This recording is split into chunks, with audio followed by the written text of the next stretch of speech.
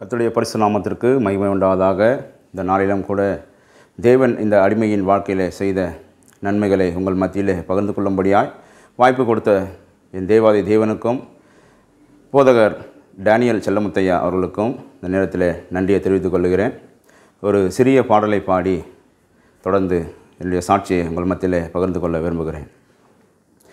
அந்தகாரமே என் வாழ்க்கையானது, அந்தகாரமே என் வாழ்க்கையானது, விளக்கேற்றி வைத்த என் அன்பு தெய்வமே, விளக்கேற்றி வைத்த என் அன்பு தெய்வமே, உயிருள்ள நாளெல்லாம் உம்மை உயர்த்துவேன், வாழ்கின்ற நாளெல்லாம் உமக்காய் ஓடுவேன், உயிருள்ள நாளெல்லாம் உம்மை உயர்த்துவேன், வாழ்கின்ற நாளெல்லாம் உமக்காய் ஓடுவேன். இயேசு ராஜனே திவ்ய கிருபையே பட்டு போன எந்தன் வாழ்வை செழிக்க வைத்ததே, இயேசு ராஜனே திவ்ய கிருபையே பட்டு போன எந்தன் வாழ்வை செழிக்க வைத்ததே.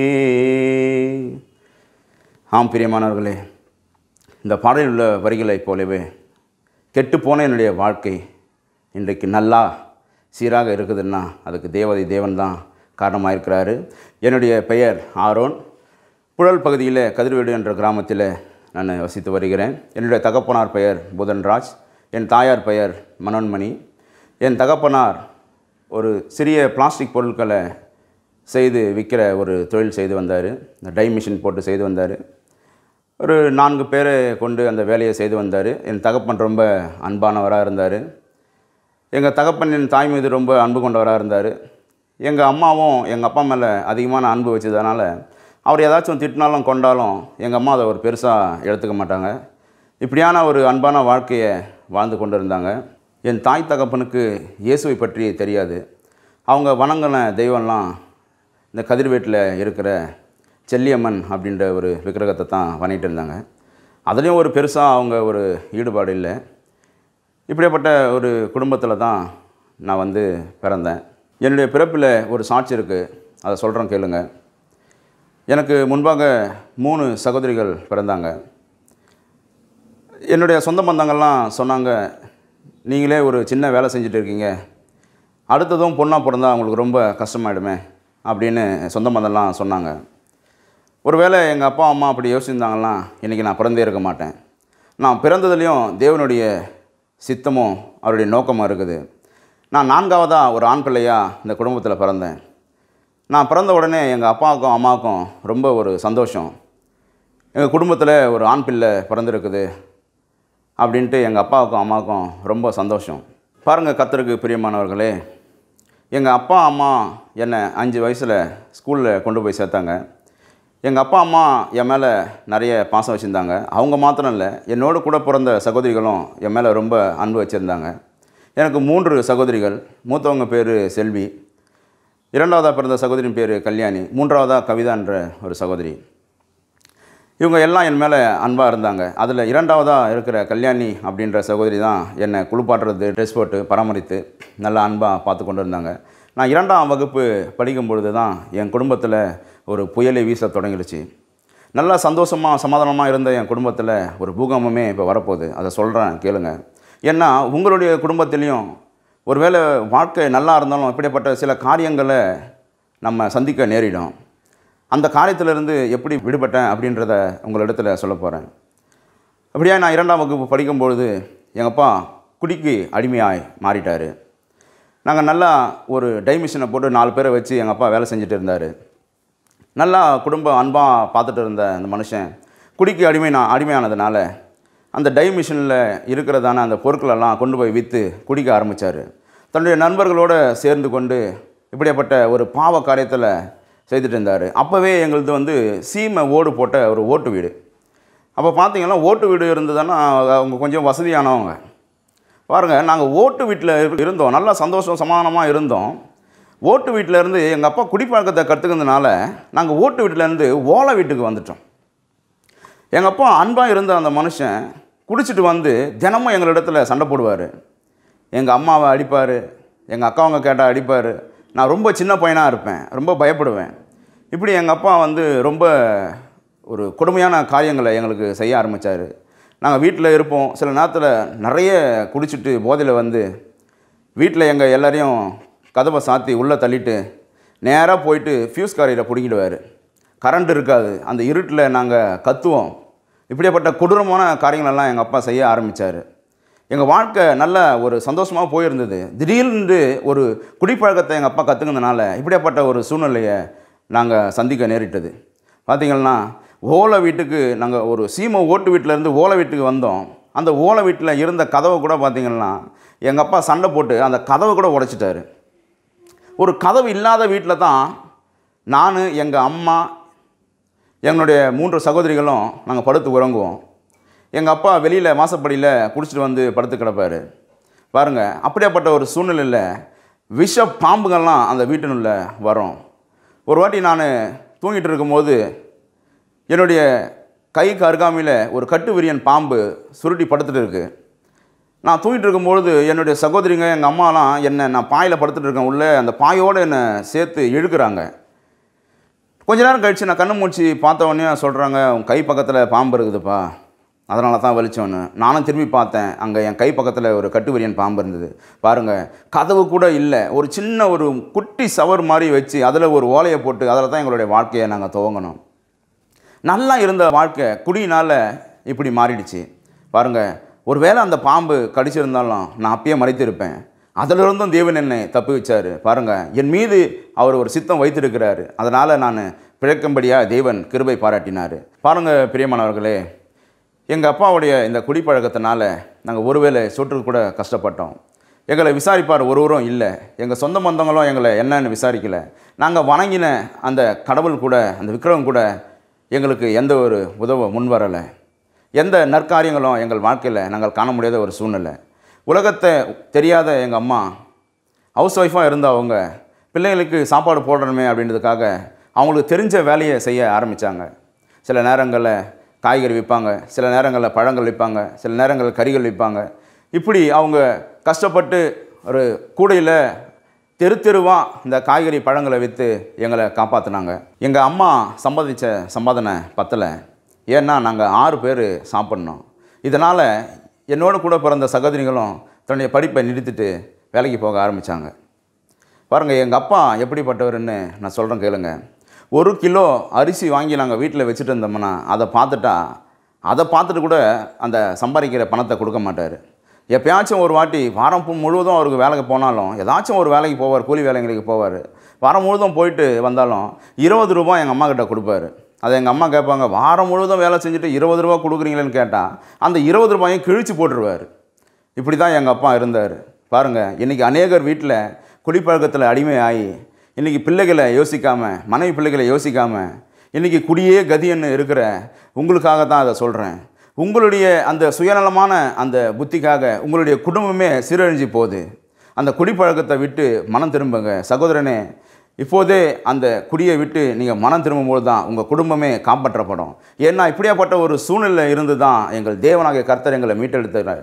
அதை தான் உங்களிடத்தில் நாங்கள் சொல்லி கொண்டு இருக்கிறோம். அப்புறம் பாருங்கள், எங்கள் அக்காவங்க சம்பாத்தியமும் எங்களுக்கு பத்தலை. பாருங்கள், அப்பயும் எங்களுக்கு வருமா தான், அப்பயும் சாப்பாடு கஷ்டப்படுறோம். ஒரு சில நேரத்தில் நான் ஸ்கூலை விட்டு வரும்பொழுது வீட்டில் சாப்பாடு இருக்காது. அப்போது இந்த ஏரி ஓரங்களில் பனைமரங்க இருக்கும். அப்போது நான் ஏதாச்சும் அந்த மரத்துலேருந்து பனைமரம் விழுந்திருக்காதா, எனக்கு பசிக்கும். அப்போது அதை கொண்டு வந்து சுட்டு சாப்பிட்லாமேன்ட்டு அந்த ஏரிக்கரை ஓரமாகவே நான் சுற்றி திருவேன். ஒரு சில நேரத்தில் அந்த பனைமரம் கிடைக்கும், ஒரு சில நேரத்தில் அந்த பனைமரம் கிடைக்காது. அப்போ நான் 8ஆம் வகுப்பு படிச்சுட்டு இருக்கிறேன். பாருங்கள், எந்த வருமானமும் எங்களுக்கு பத்தலை. அப்போது நான் வந்து எங்கள் அம்மா கிட்ட சொல்கிறேன், அம்மா நானும் வேலைக்கு போகிறேன் அப்படின்னு சொன்னேன். அப்போ எங்கள் அம்மா சொன்னாங்க, ரொம்ப கோவப்பட்டாங்க எங்கள் அம்மா. நீ ஒருத்தனாச்சும் படிடா, நீ ஒரு ஆம்பளை பிள்ளையா இருக்க, நீ படி, நான் பக்கத்தில் இருக்கிற ஸ்கூலில் உன்னை சேர்க்குறேன். ஏன்னா நான் படிச்சிருந்த அந்த ஸ்கூலில் 8ஆம் வகுப்பு இருந்தான். அதுக்கப்புறமா வேறு ஸ்கூலில் சேர்க்குறேன் 9ஆவது வகுப்பு. எங்கள் அம்மா சேர்க்குறேன் அப்படின்ட்டு சொன்னாங்க. நான் அடம் பிடிக்கிறேன், இல்லை நான் வேலைக்கு போகிறேன், நான் படிக்க மாட்டேன், நான் வேலைக்கு போகிறேன் அப்படின்னு சொல்கிறேன். எங்கள் அம்மா அந்த நேரத்தில் என்னை பயங்கரமாக அடித்தாங்க. என்னை அடித்து, வேலைக்கு நீ போகக்கூடாது, நீ படிக்க தான் படிக்கணும், நம்ம குடும்பத்தில் யாருமே படிக்கலை, நீ ஒருத்தனாச்சும் படிடா அப்படின்னு எங்கள் அம்மா சொன்னாங்க. ஆனால் அவங்க எவ்வளோ சொல்லியும் நான் கேட்காம நான் பக்கத்தில் இருக்கிற ஒரு மரப்பற்ற கம்பெனிக்கு வேலைக்கு போனேன். அந்த வேலை ஸ்தலத்தில் கூட பார்த்திங்கன்னா எனக்கு சரியாக எதுவும் வேலை செய்ய தெரியாது. என்னோட கூட வேலைக்கு சேர்ந்தவங்களுக்கெல்லாம் 1000 ரூபாய் சம்பளம். எனக்கு சரியாக வேலை செய்ய தெரியாதுன்றதுனால எனக்கு அதில் 100 ரூபா கம்மி பண்ணி 900 ரூபா தான் சம்பளம் கொடுப்பாங்க. இப்படி தான் எங்கள் வாழ்க்கை போயிட்டு இருந்தது. அந்த காலன்றதை விட அந்த நாட்கள்லாம் பார்த்திங்கன்னா சரியான ஒரு வருமானங்கள் இருக்காது. அதிகபட்சமாக பார்த்திங்கன்னா 700 ரூபா 800 ரூபா தான் சம்பளம். எனக்கு ஒரு 900 ரூபா சம்பளம் கொடுத்தாங்க. இப்படி தான் எங்கள் வாழ்க்கை போயிட்டு இருந்தது. இப்படி எங்கள் வாழ்க்கை போயிட்டு இருக்கும்பொழுது ஏற்கனவே ரொம்ப கஷ்டம். இதில் எங்கள் அம்மாவுக்கு வேறு உடல்நல சரியில்லாத ஆயிட்டாங்க. அவங்க உடல்நல சரியில்லாத ஆனதுக்கப்புறம் நாங்கள் ஹாஸ்பிட்டலில் கொண்டு போயிட்டு அவங்கள மருத்துவர் பரிசோதிக்கும் பொழுது இவங்களுக்கு ஸ்கேன் எடுத்து பார்க்கணும் அப்படின்னு சொன்னாங்க. ஏன்னா எங்கள் அம்மாவுக்கு கண்டினியூவாக பார்த்திங்கன்னா இருமலாக வந்துட்டு இருக்கும். அவங்களால நிம்மதியாக படுத்து தூங்க முடியாது. அவங்களுக்கு மூச்சு வாங்குறது அதிகமாக இருக்கும். அதனால் ஒரு மருத்துவரிடத்தில் கொண்டு போய் நாங்கள் செக் பண்ணும்போது ஒரு ஸ்கேன் பண்ணி பார்க்கணும், அவங்க நுரையீரல் எப்படி இருக்குன்னு ஸ்கேன் பண்ணி பார்க்கணும் அப்படின்னு சொன்னாங்க. பாருங்கள், அந்த நேரத்தில் கூட நான் வேலை செஞ்சிருந்த அந்த ஸ்தலத்தில் 500 ரூபா அட்வான்ஸ் வாங்கி கொண்டு போயிட்டு நாங்கள் எங்கள் அம்மாவுக்கு ஸ்கேன் பண்ணி பார்த்தோம். ஸ்கேன் பண்ணி பார்த்ததில் அவங்களுக்கு நுரையீரலில் 2 காளான் மாதிரி முளைச்சிருக்குது. உடனே ஆப்ரேஷன் பண்ணணும், இல்லைன்னா அவங்க உயிருக்கே ஆபத்தாகும் அப்படின்னு மருத்துவர்கள் சொன்னாங்க. சரி, நாங்கள் பக்கத்தில் இருக்கிற சென்ட்ரலில் இருக்க ஜிஹெச் ஹாஸ்பிட்டலில் கொண்டு போயிட்டு அவங்கள அட்மிட் பண்ணோம். பாருங்கள், அந்த நேரத்தில் நாங்கள் ரொம்ப கஷ்டப்பட்டு கொண்டு இருந்த அந்த நேரத்தில் எங்கள் அம்மாவை சேர்த்த பக்கத்து பெட்டில் இருந்த ஒரு சகோதரி கேட்டாங்க. நாங்கள் ரொம்ப துக்கத்தோடு பாரத்தோடு அழுதுருந்தது அந்த சகோதரி பார்த்து கேட்டாங்க, என்னப்பா இங்கே இருக்கீங்க, ஏன் எல்லாம் அழுறீங்கன்னு கேட்டாங்க. அப்போது எங்கள் அம்மாவுக்கு இந்த மாதிரி ஏற்கனவே எங்கள் குடும்பம் ரொம்ப கஷ்டத்தில் இருக்குது, பத்தாத்துக்கு எங்கள் அம்மாவுக்கும் உடம்பு சரியில்லாத ஆயிடுச்சு அப்படின்னு அந்த சகோதரிக்கிட்ட நாங்கள் சொன்னோம். அந்த சகோதரி சொன்னாங்க, ஏசப்பாவை கூப்பிடுங்க, ஏசப்பாவை நம்புங்க, ஏசப்பா உங்களை ஒரு நாளும் கைவிட மாட்டார், ஏசுன்ற ஒரு தெய்வம் இருக்கிறாரு, அந்த தெய்வத்தை நீங்கள் கூப்பிடும்போது அவர் ஒரு நாளும் கைவிட மாட்டார் அப்படின்னு அவங்க நம்பிக்கையாக சொன்னாங்க. அப்போது பெருசாக எங்களுக்கு எதுவும் ஜெபிக்கலாம் தெரியாது. அந்த நேரத்தில் நாங்கள் ஆண்டவரை நோக்கி எங்களுக்கு தெரிந்த சொல்லி நாங்கள் கூப்பிட்டோம். பாருங்கள், அந்த நேரத்தில் கூட எங்கள் அம்மாவுக்கு ஆப்ரேஷன் பண்ண முடி அரசாங்க மருத்துவமனையாக இருந்தாலும் 10,000 ரூபா அதுக்காக கேட்டாங்க. அப்போது நாங்கள் கேட்டோம், கவர்மெண்ட் ஹாஸ்பிட்டல் தானே, ஆப்ரேஷனு ஃப்ரீயாக பண்ணலாமே அப்படின்ட்டு, அதனால தானே நாங்கள் கொண்டு இங்கே சேர்த்தோம் அப்படின்னு நாங்கள் சொன்னோம். அப்போது அவர் சொன்னார், வெளியில் நீங்கள் போனீங்கன்னா லட்சக்கணக்கில் செலவாகும், ஒரு 10,000 கூட உங்களால் கொடுக்க முடியாதா அப்படின்னு கேட்டாங்க. எங்ககிட்ட இல்லை, நாங்கள் சாப்பாட்டுக்கே கஷ்டப்படுறோம், நாங்கள் 10,000 ரூபாய்க்கு எங்கே போவோம், எங்களுடைய சம்பளமே 600 ரூபா 700 ரூபா 900 ரூபான்னு தான் சம்பளமே இருக்குது, 10,000 ரூபாய்க்கு நாங்கள் எங்கே போவோம்? இப்படியாப்பட்ட ஒரு சூழ்நிலை. பாருங்கள், எங்கள் அம்மாவை ஆப்ரேஷன் பண்ணுறதுக்காக எங்கள் அம்மாவுக்கு முன்னாடி 7 பேர்கிட்ட ஆப்ரேஷன் பண்ணிகிட்டு இருக்காங்க. எங்கள் அம்மாவை ஆப்ரேஷன் தேட்டரில் கொண்டு போகிறாங்க. எங்கள் அம்மா ஆப்ரேஷன் தேட்டரில் கொண்டு போனவொடனே அந்த 10,000 ரூபாய் கேட்ட மருத்துவர், இன்னும் நீங்கள் காசு கொடுக்கலையே, நான் ஆப்ரேஷன் பண்ண மாட்டேன் அப்படின்னு சொல்லிட்டு இருக்காரு. பாருங்கள், எங்களுக்கு யாருமே துணை இல்லை. அந்த சகோதரி பேச்சை கேட்டு எங்கள் அம்மா ஆப்ரேஷன் தேட்டர் உள்ளே போன உடனே நாங்கள் ஏசப்பா எங்கள் அம்மா காப்பாற்று, ஏசப்பா எங்கள் அம்மா காப்பாற்று, இந்த ஒரு வார்த்தையை தான் நாங்கள் சொல்கிறோம். பாருங்கள், அந்த மருத்துவரோடு கூட இருந்த மருத்துவர்கள் அந்த மருத்துவர்கிட்ட சொன்னாங்களாம், சார் பாவம் சார், அவங்க இத்தனை பேருக்கு பண்ணிட்டோம், இவங்களுக்கும் பண்ணி விட்டுடலாம் சார், காசு இருந்தால் கொடுக்க மாட்டாங்களா அப்படின்ட்டு அவங்க சொல்லியிருக்கிறாங்க. அதுக்கப்புறம் தான் அந்த மருத்துவர் எங்கள் அம்மாவுக்கு ஆப்ரேஷன் பண்ண ஆரம்பித்தார். பாருங்கள், அந்த மருத்துவர் கண்களில் தயவு கிருபை கிடைக்கும்படியாக தேவன் எங்களுக்கு அற்புதம் செய்தார். நாங்கள் தேவனை முழுமையாக அறியவில்லை, எங்களுக்கு முழுமையாக ஜெபிக்கவும் தெரியாது. அந்த சகோதரி சொல்ல கேட்டு நாங்கள் ஆண்டவரே எங்கள் அம்மாவை காப்பாற்றுங்கன்னு சொல்ல வண்ணத்தில் மருத்துவர் கண்ணில் தயவு கிருபை கிடைக்கும்படியாக என் தேவன் செய்தார். ஆப்ரேஷன் நல்லபடியாக முடிஞ்சுது. நாங்கள்லாம் ரொம்ப சந்தோஷப்பட்டோம், எங்கள் அம்மாவுக்கு நல்ல பரிபூர்ண சுகம் கிடச்சிச்சு அப்படின்னு நாங்கள் ரொம்ப சந்தோஷப்பட்டோம். அந்த சந்தோஷம் பார்த்திங்கன்னா கொஞ்ச நேரம் கூட எங்களுக்கு நிலைக்கலை. பாருங்கள், மருத்துவர் சொன்னார், அடுப்பு ஊதி சமைச்சாங்கன்னா இவங்க 1 வருஷத்தில் மரித்து போயிடுவாங்க, அடுப்பெல்லாம் ஊதாமல் ஒரு இடமா கம்முன்னு இருந்தாங்கன்னா 3 வருஷம் வரைக்கும் உயிரோடு இருப்பாங்க அப்படின்னு மருத்துவர் சொன்னாங்க. பாருங்கள், நாங்கள் சந்தோஷமாக இருந்தோம், நல்லபடியாக ஆப்ரேஷன் முடிஞ்சிச்சின்னு. ஆனால் கொஞ்ச நேரம் கூட அது நிலைக்கலை. மருத்துவர் இப்படி சொன்ன உடனே எங்களுக்கு என்ன செய்கிறதுனே தெரியல. பாருங்கள், எங்கள் அம்மாவை வீட்டுக்கு கூட்டிகிட்டு வந்தோம். அதன் பிறகு பார்த்திங்கன்னா என்னுடைய சகோதரிங்க தான் எங்கள் அம்மாவை நல்லபடியாக பார்த்துக்கிட்டாங்க. பாருங்கள், இப்போ தான் இயேசு எங்களுக்குள்ளே வராரு. அது எப்படின்று உங்களிடத்துல சொல்கிறேன், கேளுங்க. எப்போது நானும் எங்கள் அம்மாவும் அந்த ஆப்ரேஷன் தேட்டரில் ஆண்டவரை நோக்கி கூப்பிட்டோமோ அப்பொழுதுலேருந்து நாங்கள் இந்த விக்கிரகத்தை வணங்குறதை விட்டுட்டோம். நாங்கள் பக்கத்தில் இருக்கிற ஒரு சபைக்கு நானும் எங்கள் அம்மாவும் தொடர்ந்து போக ஆரம்பித்தோம். பாருங்கள், எங்கள் அம்மா கூட நான் போகணும் சபைக்கு அப்படின்ற எண்ணம் தான் எனக்கு இருந்தது. நான் ஆண்டவரை ருசித்தோ நான் சபைக்கு போகல. எங்கள் அம்மாவுக்காக தான் நான் சபைக்கு போக ஆரம்பித்தேன். ஆனால் எங்கள் அம்மா அப்படி இல்லை. எங்கள் அம்மா இயேசுவை முழு மனதாலும் ஏற்றுக்கொண்டு அவங்க அது நிமித்தம் ஞானஸ்தானமும் கொடுத்தாங்க. இப்படி தான் எங்கள் வாழ்க்கை போய்கொண்டே இருந்தது. கரெக்டாக 1 வருடம் கழித்து எங்கள் அம்மாவுக்கு ஒரு பயம் வந்துடுச்சு. 3 வருஷத்தில் நம்ம மரித்து போயிடுவோன்ட்டு மருத்துவர்கள் சொல்லிட்டாங்க. நம்ம பொம்பளை பிள்ளைங்களாம் வச்சுட்டு இருக்கோமே, அப்படியே விட்டு மறிச்சிட்டோம்னா அந்த பிள்ளைங்களுக்கு யார் இருக்கிறது அப்படின்னு சொல்லிட்டு எங்கள் 3 சகோதரிக்கும் இந்து முறைப்படி எங்கள் அம்மா திருமணம் செய்து வச்சாங்க. அவங்க எவ்வளவோ கஷ்டப்பட்டு எவ்வளவோ கடனை வாங்கி எங்கள் சகோதரிங்க எல்லாருக்கும் திருமணம் செய்து வச்சுட்டாங்க. அதுக்கப்புறம் இன்னமும் காலம் செல்ல அவங்களுக்கு பயம் அதிகமாகி என்னிடத்துல வந்து கேட்டாங்க, அப்பா உனக்கும் வந்து ஒரு கல்யாணம் நான் பண்ணிடுறேன் அப்படின்னு கேட்டாங்க. அப்போ நானும் சரின்னு சொல்லிட்டேன். ஒருவேளை நீங்கள் நினைக்கலாம், 900 ரூபா தான் சம்பளம் வாங்குறேன்னு சொன்னார் பிரதரு, கல்யாணம் பண்ணுறதுக்கு எப்படி ஒரு உடனே சம்மதிச்சார் அப்படின்னு. பாருங்கள், நான் எப்போ ஆண்டவரை ஏற்றுக்கொண்டு சபைக்கு போக ஆரம்பித்தேனோ அப்போ ஆண்டவர் என்னுடைய வாழ்க்கை தரத்தை உயர்த்தினார். நான் 900 ரூபா சம்பளத்திலிருந்து என்னுடைய ஒரு சகோதரன் மூலமாக நான் ஐசிஎஃப்பில் ஒரு கான்ட்ராக்ட் வேலைக்கு சேர்ந்தேன். அங்கே 4000 ரூபா எனக்கு சம்பளம் கொடுக்கப்பட்டுச்சு. அதனால் நான் ரொம்ப நம்பிக்கையோடு நான் திருமணத்துக்கு ஒத்துக்கிட்டேன். பாருங்கள், இப்போ தான் என்னுடைய வாழ்க்கையில் இன்னமும் தேவன் என்னை ஒரு வாழ்க்கை துணையை கொண்டு என்னுடைய வாழ்க்கையை கட்டமைக்கிறாரு. எனக்கு எங்கள் அம்மா ஒரு பெண் பார்க்குறாங்க. அவங்க வேறு யாரும் இல்லை, என்னுடைய சொந்த மாமா பொண்ணு தான். அவங்க எப்படின்னா நல்ல ஒரு பக்தி வைராக்கியம் உடையவங்க, நல்லா ஜெபிக்கிறவங்க, தவறாமல் ஆலயத்துக்கு போகிற ஒரு ஸ்திரியாக இருக்காங்க. அவங்க பார்த்திங்கன்னா எனக்கு வரப்போகிற கணவர் எந்த ஒரு தீய பழக்கமும் இல்லாத கணவராக வேணும் அப்படின்னு சொல்லி அவங்க ஜெபித்துட்டு இருக்காங்க. இவ்வளோ நேரம் நல்லவன் மாதிரி பேசிகிட்டு இருக்க எனக்குள்ளே நிறைய தீய பழக்கங்கள் இருந்தது. நான் சபைக்கு போனாலும் நான் இந்த சிகரெட் பிடிக்கிறது, தண்ணி அடிக்கிறது, இப்படிப்பட்ட தீய பழக்கங்கள் எனக்குள்ளே இருந்தது. இப்படி இருக்கும்பொழுது கல்யாணம் பண்ணணுன்னா அதுக்கு ஞானஸ்தானம் எடுத்தால் தான் கல்யாணம் பண்ணி வைப்போம் அப்படின்னு பாஸ்டர் சொல்லிட்டாரு. நான் நினச்சேன், நமக்குள்ளே இப்படியாப்பட்ட தீய பழக்கம் இருக்குது, ஞானஸ்தானம் எடுத்துட்டால் நாம் இந்த மாதிரி பழக்கம்லாம் செய்யக்கூடாதுன்னு சொல்லுவாங்களே அப்படின்னு என் உள் மனசில் யோசித்தாலும், சரி ஞானஸ்தானம் என்ன அப்படி தண்ணியில் மூழ்கி எழுந்துக்கிட்டு தானே, அப்படி எழுந்துட்டு நம்ம தொடர்ந்து நம்ம செய்கிறத நம்ம செய்வோம், யாருக்கு தெரிய போகுது அப்படின்ட்டு நான் ஒரு சைடு இருக்கிறேன். ஆனால் பாருங்கள், என் மனைவி அதுக்கு அப்படியே நேர் ஆப்போசிட்டாக எனக்கு எந்த தீய பழக்கமும் இல்லாத கணவர் தான் வேணும் அப்படின்னு சொல்லி ஜெபிச்சுட்டு வராங்க.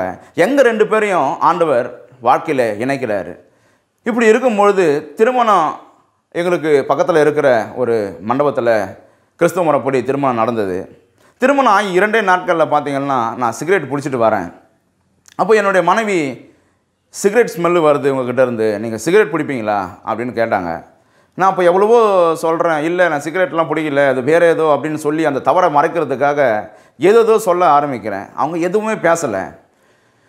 ஒரே ரொம்ப பயங்கர ஒரு சத்தம் போட்டு அழ ஆரம்பித்தாங்க.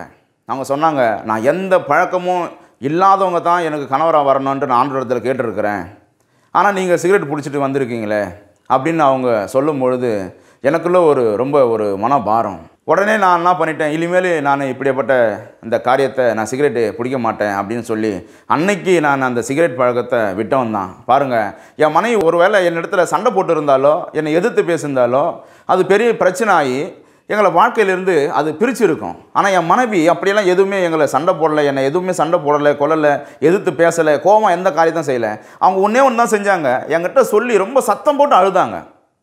அது என் மனசை ரொம்ப உடைச்சிது. அதனாலேயே நான் அன்றைக்கி அவங்ககிட்ட சொன்னேன், இனிமேல் நான் சிகரெட்டை பிடிக்க மாட்டேன் அப்படின்னு சொல்லி. அன்னைக்கு அந்த சிகரெட் பழக்கத்தை விட்டவன் இது வரைக்கும் அந்த சிகரெட்டை நான் தொடவே இல்லை. பாருங்கள், இப்படியே ஆண்டவர் என்னுடைய வாழ்க்கையில் அந்த சிகரெட் பழக்கத்தை எடுத்து போட்டார்.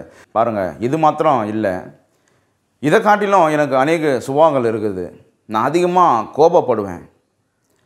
என்னுடைய மனைவி கல்யாண புதுசில் சமைச்சாங்கன்னா அந்த சாப்பாட்டில் உப்பு இல்லை, உப்பு குறைவாக இருக்குது, சில நேரத்தில் உப்பு அதிகமாக இருக்குது அப்படின்னு சொல்லிவிட்டு அந்த சாப்பாட்டை பெனஞ்சி அந்த வீடு ஃபுல்லாக அப்படியே கொட்டி கொண்டே போவேன். எங்கள் மனைவியை கூப்பிட்டு, இது எல்லாத்தையும் நீ என்ன பண்ணுற, பெருக்கி எடுக்கணும் அப்படின்னு சொல்லுவேன். அந்த குழம்பு எனக்கு பிடிக்கலன்னா, அவங்க வைக்கிற அந்த குழம்பு பிடிக்கலன்னா அந்த செவத்துலலாம் ஊற்றி அதெல்லாம் துணி வச்சு க்ளீன் பண்ண சொல்லுவேன். இப்படியே என் மனைவியை நான் ரொம்ப ஒரு கொடுமைப்படுத்துகிறோன்னா நான் இருந்தேன். பாருங்கள், அப்போவும் என்னுடைய மனைவி பார்த்திங்கன்னா என்னை எதிர்த்து பேசவோ என் மேலே கோபப்படவோ எந்த ஒரு காரியத்தையும் அவங்க செய்யலை. பாருங்கள், இப்போ அவங்க என்னை எதிர்த்து பேசியிருந்தாலும் கொண்டு இருந்தாலும் சண்டை நிமித்தம் நாங்கள் பிரிஞ்சிருப்போம். பாருங்கள், தேவன் நினைத்ததை மனுஷன் பிரிக்கல் ஆகாது என்ற வார்த்தையின்படியே தேவன் நினைத்தார் எங்களை வாழ்க்கையில். என்னுடைய மனைவி அமைதியாக இருந்து என்னை நல்வழிப்படுத்தினாங்க. அதையும் நான் உங்ககிட்ட சொல்கிறேன்.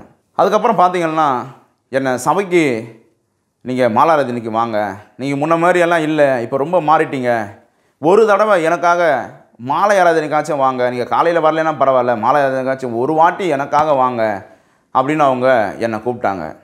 சரி, ரொம்ப அவங்க வற்புறுத்துறாங்களேன்ட்டு ஒரு நாள் மாலை ஆராதனைக்கு நான் போனேன்.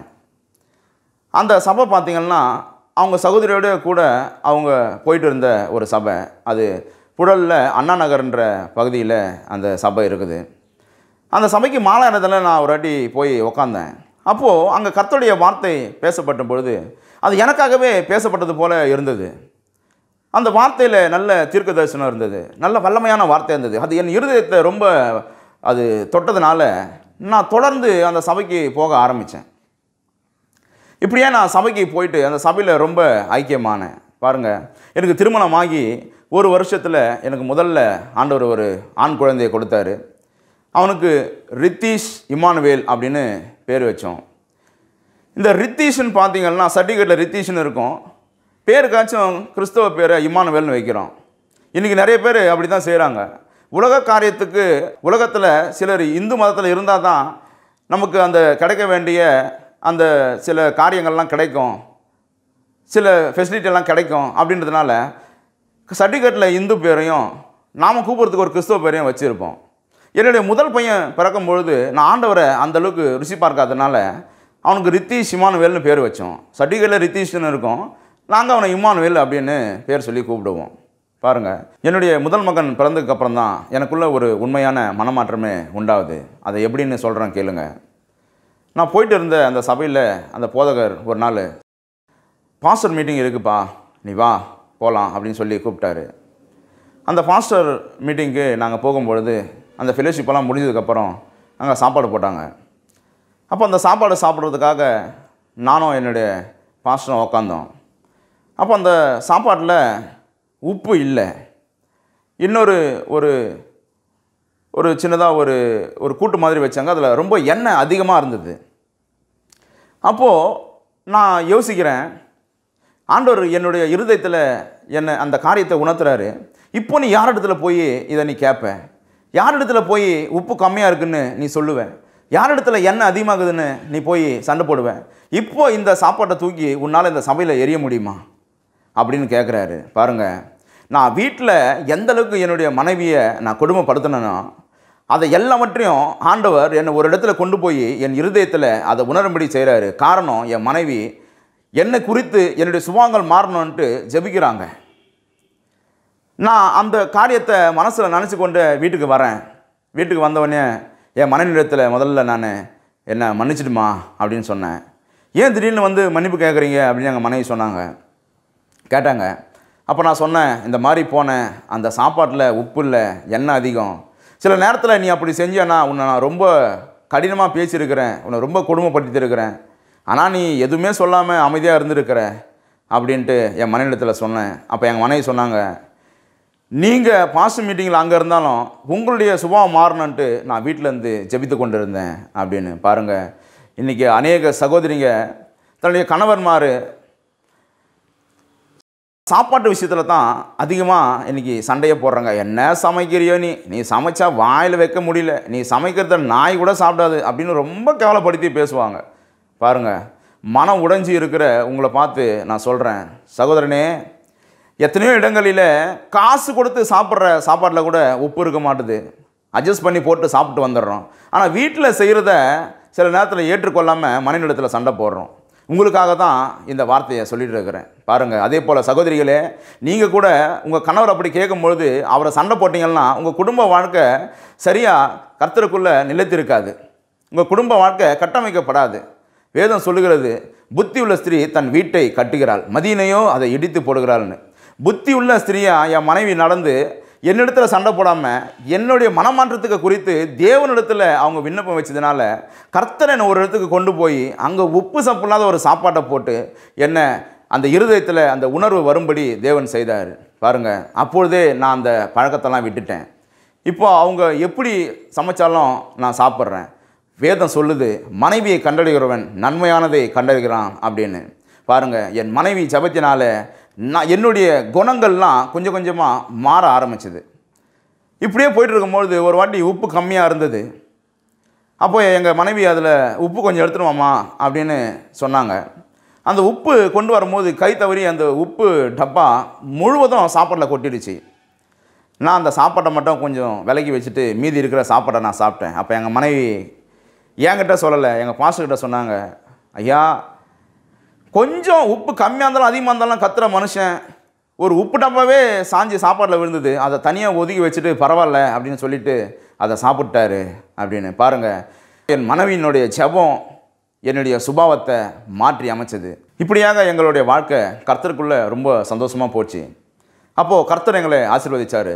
ஓட்டு வீட்டில் இருந்த நாங்கள் ஒரு பெரிய மாடி வீடு கட்டும்படி கர்த்தர் கிருபை செய்தார்.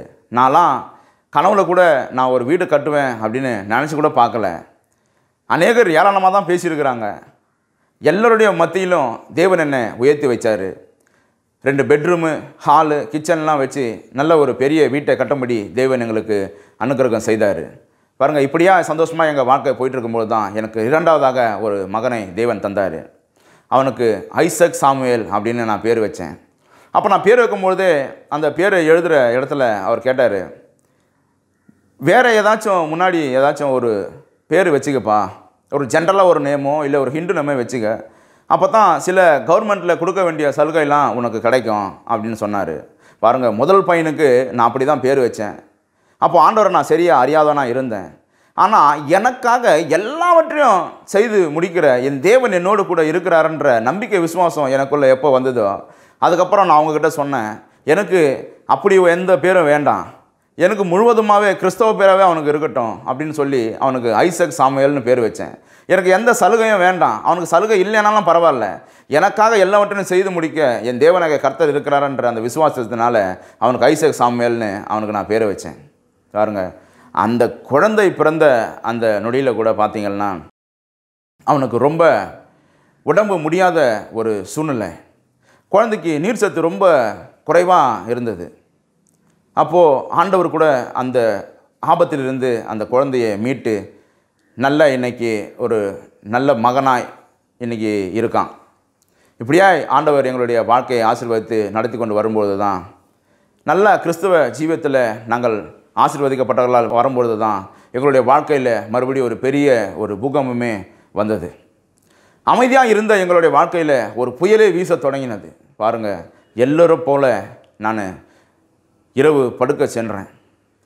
மறுநாள் காலையில் நான் எழுந்திருக்கும் பொழுது எனக்கு ஒரு லேசான ஒரு மயக்கம் இருந்தது. அப்போ என்னுடைய மனைவி இடத்துல சொன்னேன், எனக்கு கொஞ்சம் மயக்கமாக இருக்கிறா போல் இருக்குது அப்படின்னு சொன்னேன். எங்கள் மனைவி சொன்னாங்க, உங்களுக்கு லோ பிபி வரும் அடிக்கடிக்கு, அதனால தான் அப்படி இருக்கும், இருங்க பிள்ளைங்களை ஸ்கூலில் விட்டுட்டு வந்துடுறேன், நாம் ஹாஸ்பிட்டலுக்கு போகலாம் அப்படின்னு சொல்லிட்டு பிள்ளைங்களை ஸ்கூலில் விட்டுட்டு என்னை மருத்துவமனைக்கு பக்கத்தில் இருக்க கிளினிக்கு கொண்டு போனாங்க. கொண்டு போயிட்டு அதுக்கப்புறம் எங்கள் பாஸ்ட்டுக்கு ஃபோன் பண்ணுறாங்க, ஐயா அந்த மாதிரி உடம்பு சரியில்லைன்னு சொன்னார், இந்த மாதிரி நாங்கள் கிளினிக் கொண்டு வந்திருக்கிறோம் அப்படின்னோடனே அங்கே பாஸ்டரும் வந்தார். எனக்கு ட்ரிப்ஸு போடப்பட்டது. நான் ரொம்ப ஒரு தூக்கத்தில் நல்லா தூங்கிட்டு இருக்கேன். கண் முழிச்சதுக்கப்புறம் எனக்கு நான் யார், என்னையே நான் மறந்தவனாக மாறிட்டேன். என்னுடைய மனைவி எனக்கு ஞாபகம் இல்லை, என்னுடைய பிள்ளைக்கு எனக்கு ஞாபகம் இல்லை, எனக்கு பழசு எதுவுமே ஞாபகம் இல்லாதனா நான் மாறிட்டேன். என் மனைவி கேட்குறாங்க, இப்போ உடம்பு எப்படிங்க இருக்குது அப்படின்னு. அப்போ எங்கள் மனைவி கேட்குறேன், நீங்கள் யார் அப்படின்னு கேட்குறேன். உங்களுக்கு விளையாடுறதுக்கு உங்களுக்கு நேரங்காலமே இல்லையா அப்படின்னு எங்கள் மனைவி என்கிட்ட கேட்டிருக்காங்க. நான் மறுபடியும் கேட்குறேன், நிச்சயமாக உங்களை எனக்கு யாருன்னே தெரியாது, நீங்கள் யார் அப்படின்னு சொல்கிறாங்க. அப்போ எங்கள் மனைவி சொல்கிறாங்க, நான் உங்களுடைய மனைவி அப்படின்னு சொல்கிறாங்க. நீங்கள் என்னுடைய மனைவி, எனக்கு இன்னும் கல்யாணமே ஆகலை, நீங்கள் என்னுடைய மனைவின்னு சொல்கிறீங்களே அப்படின்ட்டு நான் என் மனைவி இடத்துல சொன்னேன். உடனே பாஸ்டருக்கு அவர் பெண்கள் ஐக்கியம் எடுக்கிறதுனால அவர் சபைக்கு மீண்டும் போயிட்டார். எங்கள் மனைவி பாஸ்டருக்கு ஃபோன் பண்ணி, ஐயா இப்படியாப்பட்டதான காரியங்களெல்லாம் பேசுகிறாரு, என்னை யாருன்னே தெரியலன்னு சொல்கிறாரு அப்படின்ட்டு எங்கள் மனைவி சொல்லும்பொழுது பாஸ்டர் உடனே வந்தார். வந்து டாக்டர்கிட்ட கேட்டாங்க, ஏன் இப்படியெல்லாம் பேசுகிறாரு அப்படின்னு கேட்கும்போது டாக்டர் சொன்னாங்க, இவருக்கு தூக்கம் சரியாக இல்லாததுனால, லோ பிபியும் அதிகமாக ஆனதுனால இவருக்கு கொஞ்சம் அப்படியேப்பட்ட டிப்ரெஷன் இருக்கலாம், இவர் போய் நல்லா தூங்கினார்னா இவருக்கு எல்லாம் சரியாகிடும் அப்படின்னு டாக்டர் சொல்லியிருக்காங்க. பாருங்கள், அந்த நேரத்துலையும் வீட்டுக்கு என்னை கொண்டு வந்துட்டாங்க. வீட்டுக்கு கொண்டு வந்து நானும் நல்லா தூங்கிட்டு இருக்கேன். ஆனால் எனக்கு எந்த ஒரு சுயநலமும் இல்லை. மறுபடியும் நான் ஏந்து வீட்டு வெளியே வந்து அங்கும் இங்கும் ஓடுறதும் ஒடியாரதுமா நான் பண்ணியிருக்கிறேன். எங்கள் மனைவி இதை பார்த்து ரொம்ப தாங்க முடியாத பாரத்தோடு ரொம்ப ஒரு அழ ஆரம்பிச்சிட்டு இருக்காங்க. பாருங்கள், என்னுடைய சபையில் இருக்கிற சகோதரர்கள், என்னுடைய ஊழியக்காரர்கள் எல்லாம் வந்து என்னை வந்து ஏன்பா இப்படி பண்ணுற, என்ன ஆச்சு உனக்கு, என்ன பிரச்சனை அப்படின்னு சொல்லி என்னை அங்கேருந்து என்னை சபைக்கு கொண்டு போகிறாங்க. சபைக்கு கொண்டு போய் எல்லாரும் சேர்ந்து ஜெபிக்கிறாங்க. எங்கள் மனைவியும் ரொம்ப கண்ணீரோடு ஜெபிக்கிறாங்க. என்னுடைய ஊழியக்காரரும் பாரப்பட்டு ஜெபிக்கிறாரு. எல்லோரும் நான் இப்படியாப்பட்ட காரியங்களை செய்கிறதுனால ஒருவேளை இவனுக்கு ஏதோ ஒரு பேய் பிடிச்சிட்டு இருக்கு போல இருக்குது அப்படின்னு சொல்லி எல்லோரும் எனக்காக பாரப்பட்டு ஜெபிக்கிறாங்க. 1 நாள் 2 நாள் 3 நாள் ஆகியும் எனக்கு நாளுக்கு நாள் என்னுடைய நிலைமை மோசமாகிக்கொண்டே இருக்குது. எனக்கு எந்த ஒரு புத்தியும் திரும்பி வர்றது போலவே தெரியல. பாருங்கள், நான் அங்கேயே சபையிலேயே வந்து நான் பாத்ரூமுக்கு போகிறேன், எனக்கு தெரியல. எனக்கு அக்கம் பக்கம் யாருக்குறா என்ன நடக்குதுன்றது எதுவுமே எனக்கு தெரியல. நான் பைத்தியம் பிடித்தவனை போல் பண்ணிட்டு இருக்கிறேன். இப்படியாப்பட்ட ஒரு சூழ்நிலையில் தான் என்னுடைய தாய் தகப்பனுக்கு நான் இப்படியாப்பட்ட ஒரு உடல்நிலை சரியில்லாத சூழ்நிலையில் பாதிக்கப்பட்டிருக்கேன்ட்டு என் தாய் தகப்பனுக்கு சொல்கிறாங்க. அதேமாரி என்னுடைய மனைவியினுடைய தாய் தகப்பனுக்கும் சொல்கிறாங்க. அவங்க வந்ததுக்கப்புறம் எங்கள் பாஸ்டர் சொல்கிறாரு, பக்கத்தில் ஒரு சபை இருக்குது, அங்கே போனீங்கன்னா அங்கே பேய் ஓட்டுறதுல ஸ்பெஷலிஸ்ட்டு, நீங்கள் அங்கே கூட்டின்னு போங்க அப்படின்னு சொல்கிறாரு. அங்கேருந்து என்னுடைய அம்மா அப்பாவும் என்னுடைய மனைவியும் என் மனைவியுடைய அம்மா அப்பாவும் கூட என்னோடு கூட சபையில் வர சகோதரர்கள் கொஞ்சம் பேரையும் பாஸ்டர் அனுப்புகிறாரு. அங்கேருந்து என்னை பக்கத்தில் இருக்கிற சபைக்கு கூட்டிகிட்டு போனாங்க. அங்கே ஊழியக்காரர் இல்லாததுனால அங்கே இருக்கிற ஒரு அம்மா எனக்கு ஜெபிச்சிருக்கிறாங்க. ஜெபிச்சுட்டு அவங்க சொல்லியிருக்கிறாங்க, இவர் வந்து நடிக்கிறாரு, இவர் நல்லா தான் இருக்கிறாரு, ஏன் இவர் நடிக்கிறாருன்னு தெரியல, இவர் எங்கள் வீட்டுக்கு கொண்டுப்பாங்க அப்படின்னு சொல்லிட்டு இருக்காங்க. உடனே எங்கள் அப்பா அம்மா எல்லோரும் கலந்து பேசி, இவர் இப்படிப்பட்ட பைத்தியம் பிடிச்ச மாதிரி பண்ணிகிட்டு இருக்காரு, ஒரு வேளை பைத்தியக்காரன் ஹாஸ்பிட்டலுக்கு இவரை கூட்டிகிட்டு போயிட்டு பார்க்கலாம் அப்படின்னு அவங்களுக்குள்ள ஒரு முடிவு பண்ணி அங்கேருந்து என்னுடைய சபைக்கு கூட வரவர் தான் ஆட்டோ ஓட்டிகிட்டு வராரு. அந்த ஆட்டோவிலேயே என்னை கூட்டிகிட்டு போகிறாங்க. பாருங்கள், இந்த லூகாஸ் பிரிட்ஜி கீழே பார்த்தீங்கன்னா ஒரு மனநிலை ஒரு ஹாஸ்பிட்டல் ஒன்று இருக்கும். அங்கே என்னை கூட்டிகிட்டு போகிறாங்க. அங்கே மருத்துவர் என்னை பரிசோதிச்சுட்டு, இவருக்கு மனநிலை பாதிப்பெல்லாம் ஒன்றும் இல்லை, இவர் நல்லா தான் இருக்கார், ஆனால் இவருக்கு நரம்பு ஏதோ பாதிக்கப்பட்டிருக்குது அப்படின்ட்டு அவர் சொல்லி, நீங்கள் பொதுவான எதனா ஒரு ஹாஸ்பிட்டலில் கொண்டு போயிட்டு அவரை செக் பண்ணுங்கள், நீங்கள் இங்கேருந்து சென்ட்ரலில் இருக்கிற ஜிஹெச்சுக்கு கொண்டு போய் அவரை காட்டுங்க, அவருக்கு நரம்பு ஏதோ பாதிக்கப்பட்டிருக்கு அப்படின்னு சொன்னோடனே மறுபடியும் ஆட்டோவில் அங்கேருந்து என்னை ஜிஹெச்சுக்கு கொண்டு போகிறாங்க. ஜிஹெச்சுக்கு கொண்டு போகிற வழியிலேயே பாருங்கள், ரொம்ப ஒரு சத்தம் போட்டு ரொம்ப கத்தி எனக்கு ஃபிக்ஸு வர ஆரம்பிச்சிச்சு. நாக்கெல்லாம் கடிச்சு கொண்டு நாக்கிலிருந்து ரத்தமாக வெளியே வர ஆரம்பிச்சிருச்சு. அப்படியே நான் கத்தி ஃபிக்ஸு வந்து அப்படியே மயங்கி ஆட்டோவில் விழுந்துட்டு இருக்கேன். பக்கத்தில் இருக்கிற ஒரு ப்ரைவேட் ஹாஸ்பிட்டலுக்கு கொண்டு போனால் அவங்க பார்க்க மாட்டேன்னு சொல்லிட்டு இருக்காங்க.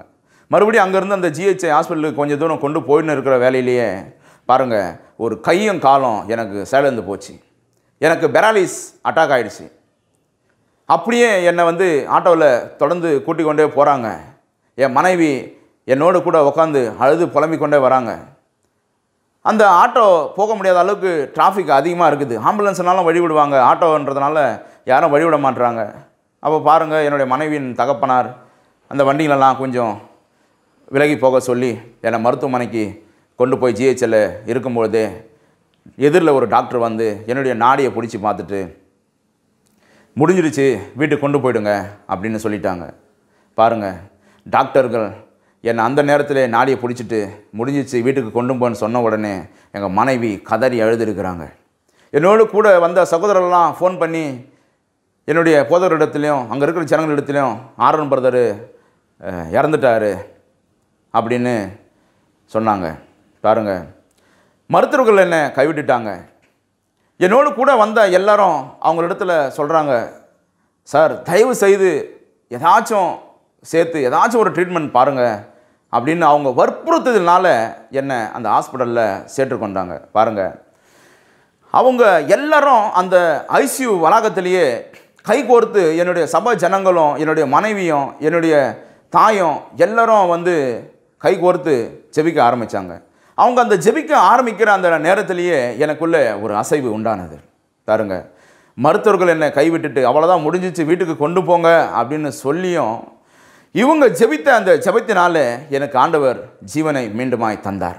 பாருங்கள், என் மீது வைத்த அந்த கிருபையினால மீண்டுமாய் ஆண்டவர் ஜீவனை எனக்கு பிச்சையாக போட்டார்.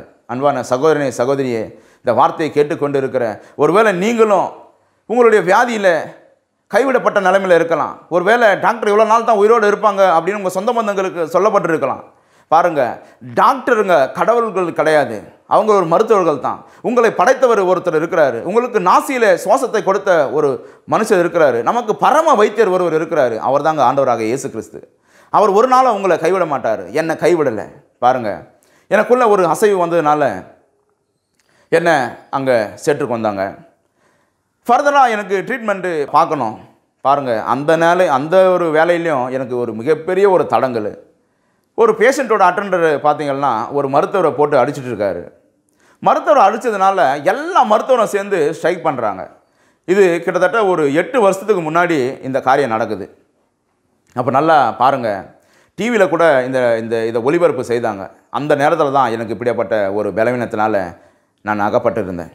பாருங்கள், இவங்க எந்த ஒரு ட்ரீட்மெண்ட்டும் எனக்கு பண்ணாதனால, டாக்டருங்கெல்லாம் ஸ்ட்ரைக் பண்ணாதனால அன்றைக்கி ஐசியூவில் நிறைய பேர் உடனே மறிக்கிற ஒரு சூழ்நிலை உண்டாச்சு.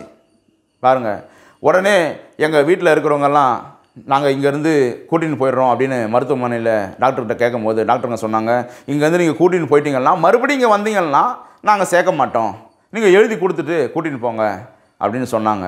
எனக்கு ஃபர்தராக ட்ரீட்மெண்ட்டே அங்கே பார்க்கப்படலை, எல்லோரும் ஸ்ட்ரைக் பண்ணுறாங்க அப்படின்ற போது அங்கே இருந்தோம் எந்த ஒரு பிரயோஜனமும் இல்லைன்றதுனால எங்கள் வீட்டில் என்ன பண்ணாங்க, அங்கேருந்து கையெழுத்து போட்டு என்னை கூட்டின்னு வந்து திருவிகா நகரில் இருக்கிற ஒரு ப்ரைவேட் ஹாஸ்பிட்டலில் என்னை காட்டினாங்க. அங்கே மருத்துவர் என்னை சோதித்து பார்த்துட்டு, இவருக்கு மூளை காய்ச்சல் இருக்கிறது போல் இருக்குது, இவரை நான் சொல்கிற மருத்துவமனைக்கு கொண்டு போங்க அப்படின்ட்டு அவர் சொன்னார். பாருங்கள், ஒரு ப்ரைவேட் ஹாஸ்பிட்டலு பேரையும் ஒரு கவர்மெண்ட் ஹாஸ்பிட்டலு பேரையும் அவர் சொன்னார். எனக்கு சொந்த வீடு இருக்குது, நல்ல பெரிய வீடு இருக்குது. ஆனால் எனக்கு ட்ரீட்மெண்ட் பார்க்குற அளவுக்கு பணம் என்னிடத்தில் இல்லை. உடனே என்னுடைய தாயும் என்னுடைய மனைவியும் எல்லோரும் கலந்து பேசி, வீடு கூட எங்களுக்கு இல்லைன்னா பரவாயில்ல, எங்கள் மனைவி என்னுடைய கணவர் வேணும்னு சொல்கிறாங்க, என்னுடைய தாய் என்னுடைய பிள்ளை வேணும்னு சொல்கிறாங்க. பாருங்கள், ஒரு பேசி ஒரு முடிவு பண்ணி என்னுடைய வீட்டை ஒரு ஆசிரமத்துக்காக லீஸுக்கு விட்டுட்டு அதில் வர பணத்தை கொண்டு என்னை ஒரு ப்ரைவேட் ஹாஸ்பிட்டலில் அட்மிட் பண்ணுறாங்க. அந்த ப்ரைவேட் ஹாஸ்பிட்டலில் அட்மிட் பண்ணும்பொழுது பாருங்க, அவங்களும் சொல்கிறாங்க, முடிஞ்ச வரையும் நாங்கள் ட்ரை பண்ணுறோம் அப்படின்னு தான் சொல்கிறாங்க. எல்லா டெஸ்ட்டும் எனக்கு எடுக்கிறாங்க. எனக்கு இருதயம் டெஸ்ட்டு, எனக்கு பிரெயின் டெஸ்ட்டு, எனக்கு எல்லா டெஸ்ட்டும் எடுக்கும்போது அதில் உப்பு, மஞ்சக்காமாலை, சுகரு, கொலஸ்ட்ராலு எல்லாமே இருந்தது. பாருங்கள், சுருக்கமாக சொல்லணும்னா வீட்டில் சமையல் அறையில் தான் இது எல்லாத்தையும் நம்ம வச்சுருப்போம், அது எல்லாம் என் உடம்புல இருந்தது. இதைத்தான் கண்டுபிடிக்க முடிஞ்சதை தவிர எதனால் எனக்கு ஃபிக்ஸ் வந்தது, எதனால் ஒரு கை கால் விழுந்து போச்சு அப்படின்ட்டு அவங்களால கண்டுபிடிக்கவே முடியல. பாருங்கள், மறுபடியும் எனக்கு டெஸ்ட் எடுக்கிறாங்க. கரெக்டாக 7 நாட்கள் நான் கோமாவில் இருந்து நான் கண்முழித்து பார்க்குறேன். மறுபடியும் எனக்கு மீண்டுமா டெஸ்ட் எடுக்கிறாங்க. அப்போ அந்த டெஸ்ட் எடுக்கும்போது பாருங்கள், உப்பு இல்லை, சுகர் இல்லை, கொலஸ்ட்ரால் இல்லை, எந்த ஒரு காரியமும் இல்லாமல் எல்லாமே பார்டர்லேயே இருக்குது. பாருங்கள் பிரியமான சகோதரனே சகோதரியே, இன்றைக்கி அநேகர் சுகருக்காக எவ்வளோ மாத்திரை போடுறோம், கை கால் விழுந்துச்சுன்னா அதுக்காக அநேக எக்ஸசைஸ் பண்ணுறோம், ஆனால் எல்லாம் சரி வரல. பாருங்கள், எனக்கு தேவன் எப்போது எல்லாரும் கூடி ஜெபிச்சாங்களோ அப்பயே பரிபூர்ண சுகத்தை கொடுத்ததுனால என் கை கால்கள் மறுபடியும் பழையது போல் ஆயிடுச்சு. எனக்கு ஃபிக்ஸு வந்ததுக்கு உண்டான அடையாளமே டாக்டர்ஸால் கண்டே பிடிக்க முடியல. பாருங்கள், எனக்கு மீண்டுமா டெஸ்ட் எடுக்கும்போது எல்லாமே பார்டரில் தான் இருந்தது. பாருங்கள், கடலுக்கு எல்லையை நியமித்த தேவன், இம்மட்டும் வா மிஞ்சி வராதே என்று சொன்ன தேவன், எனக்கு இருந்த எல்லா அந்த உப்பு, கொலஸ்ட்ராலு எல்லா சகலவற்றையும் அந்த பார்டரில் இருக்குது. இப்போவும் நான் டெஸ்ட் எடுத்தேன், அது அந்த பார்டர்லேயே தான் இருக்குது. ஒரு வேளை அது அதிகமானாலும் சரி, அது குறைந்தாலும் சரி, என் தேவன் செய்த அந்த அற்புதமான காரியத்தை எண்ணி நான் வாழ்வேன். பாருங்கள், நான் 7 நாள் கழித்து நான் கண்முழித்து பார்க்குறேன். என் மனைவிடத்தில் கேட்குறேன், இது பெரிய ஹாஸ்பிட்டலாச்சே, இங்கே ஏன் என்னை கொண்டு வந்தீங்க அப்படின்னு. அப்போ அவங்க எதுவுமே எனக்கு சொல்லலை. லோ பிபியாக இருந்தது, அதனால தான் உங்களை இங்கே கொண்டு வந்தோம் அப்படின்ட்டு என்னுடைய மனைவி சொன்னாங்க. அங்கேருந்து டிஸ்சார்ஜ் ஆகி கர்த்தருடைய பெரிய கிருபையினால் நாங்கள் புறப்படுகிற வேலையில் ஒரு மருத்துவர், நரம்பியல் மருத்துவர் வந்து ஒரு டப்பா முழுவதும் மாத்திரை கொடுத்தாரு. உங்களுக்கு ஃபிக்ஸ் வந்திருக்குது, ஒரு கை கால் விழுந்திருக்குது, நீங்கள் இந்த மாத்திரையை தொடர்ந்து சாப்பிட்ணும், நீங்கள் தனியாக வண்டி ஓட்டின்னு போகக்கூடாது, எப்போனாலும் உங்களுக்கு ஃபிக்ஸு வரலாம் அப்படின்ட்டு அவர் ஒரு டப்பா ஃபுல்லாக மாத்திரையை கொடுத்தாரு. பாருங்கள் சகோதரனே சகோதரியே, நான் இப்போ சொன்னேன், எதற்காகனே இது தெரியலையா சார், எதற்காக எனக்கு ஃபிக்ஸ் வந்ததுன்னே நீங்கள் கண்டுபிடிக்கலன்னு சொல்கிறீங்க, அப்புறம் எதற்காக இந்த மாத்திரையை நான் சாப்பிடணும் அப்படின்னு சொல்லி அந்த மாத்திரையை அந்த டாக்டருடைய டேபிள் மேலேயே வச்சுட்டு வந்தேன். 8 வருஷம் ஆகுது, இன்னும் எனக்கு அப்படிப்பட்ட பலவீனங்கள் எதுவும் வரல. கர்த்தருடைய கிருபையினால் நலமாக இருக்கிறேன். பாருங்கள், ஒரு விஷயத்துலேருந்து இயேசு விடுதலை தந்தார்னா மீண்டும் அந்த விஷயம் வராதுங்க. குமாரன் விடுதலை ஆக்கினாலே மெய்யான விடுதலை உண்டு என்ற வேத வார்த்தையின்படியே இயேசு விடுதலை ஆக்கினார். அதனால் நான் விடுதலையோடு இருக்கிறேன். பாருங்கள், இவ்வளவும் நடந்தது.